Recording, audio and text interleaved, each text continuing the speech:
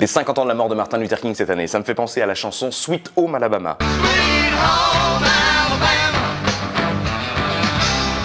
Tu savais qu'à la base, le morceau, c'est quand même une guéguerre entre Neil Young et Lynyrd Skynyrd? Bah maintenant tu sais.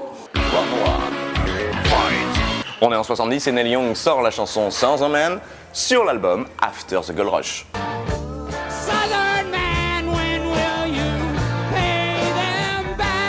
C'est un morceau qui dénonce violemment le racisme du sud des États-Unis. Young demande même à ce que le sud rembourse la thune que s'est faite cette région sur le dos des blacks.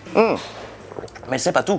C'est pas tout. On est en 72 et Neil Young enfonce le clou avec la chanson Alabama sur l'album Harvest.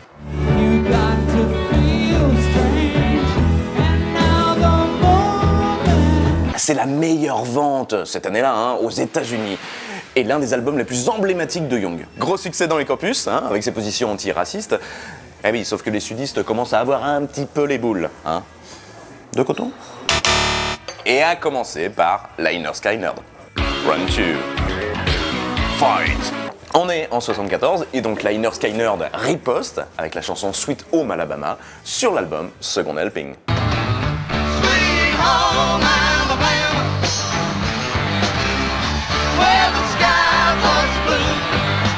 Ce qui est drôle, c'est que les musiciens, ils viennent pas d'Alabama, non, ils viennent de Floride. Et le chanteur, de Californie. Tirer le sud. Dans Sweet Home Alabama, le groupe dit ne pas avoir besoin de recevoir de leçons.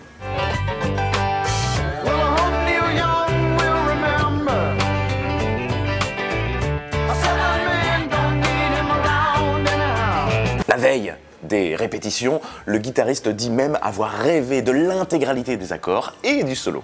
Bon, par contre, le chant semble un peu inspiré, quand même, de la chanson You're Looking Fine des Kings. La chanson Sweet Home Alabama a été présentée pour le premier album, mais a été mise de côté. Dans l'intro, on entend qui en fait est adressé au producteur et puis qui sera finalement conservé dans le morceau. Ce producteur, Al Cooper, a travaillé notamment sur Like Rolling Stone de Bob Dylan et puis bien sûr des enregistrements des Stones, des Who et même de Jimi Hendrix. Il y avait qui d'autre? Et le compte à rebours qu'on entend dans la chanson, c'est une des signatures des productions de Al Cooper. Oh, tempête! Comme un ouragan. Le problème, c'est que l'un des couplets de Sweet Home Alabama évoque le gouverneur de l'État d'Alabama.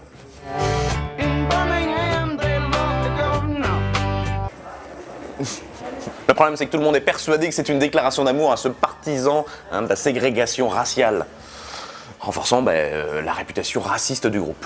C'est ironique. Les chœurs, ils sont censés le huer.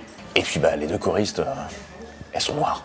Bon, malgré l'embrouille, Neil Young est quand même fier d'être cité dans Sweet Home Alabama. Il avoue avoir été un peu trop condescendant dans sa première chanson, et il s'en explique d'ailleurs dans sa chanson Walk On, Walk and Roll.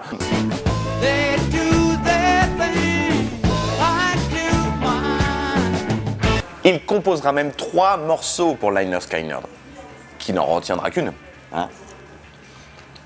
Powderfinger. Powderfinger. Et qui sera même pas enregistré. Bon, en 76, Lynyrd Skynyrd soutient la candidature de Jimmy Carter, un type qui était proche à ses débuts politiques du fameux gouverneur d'Alabama. Mais là, il cherche là. Mais finalement, pas de 4e round. D'abord, parce que Neil Young et Lynyrd Skynyrd étaient en fait amis. La preuve, sur l'album Street Survivor, le chanteur du groupe, il porte quoi? Un t-shirt de Neil Young. Ensuite, parce que la même année, l'avion du groupe s'écrase, tuant le chanteur et le guitariste. Fin de la partie, game over. Depuis, Neil Young a joué plusieurs fois Sweet Home Alabama sur scène, dédiant sa chanson à 2 amis qui sont au ciel.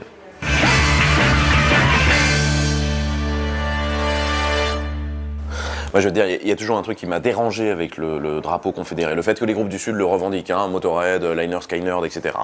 Alors, ok, c'est culturel, mais enfin, c'est quand même un peu gênant. C'est comme le chœur vendéen. Ok, bon, les mecs se sont fait massacrer un peu salement, mais enfin, c'était pour le roi, pour... Moi, de toute façon, je suis pas du tout pour les références catho, ni... Non. C'est pas toi qui fête la Saint-Patrick? Sweet Home Alabama, Lynyrd Skynyrd. Bienvenue en Vendée, Ding, où le ciel est toujours bleu. Ding, abonne-toi. Ding, abonne-toi.